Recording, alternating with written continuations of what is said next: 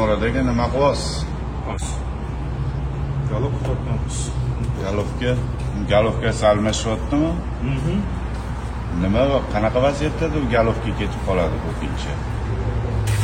Klapani vaqtida tortamiz. Klapani vaqtida ligirovka qilib turish kerak. Har necha mingda? 100 ming diskrimining.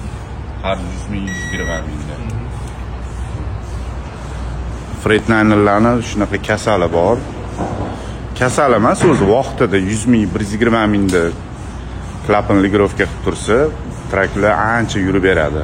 Shu vaqtida ligirovka qilmasa, galovga ketib qoladi. Shuni unutmaylik.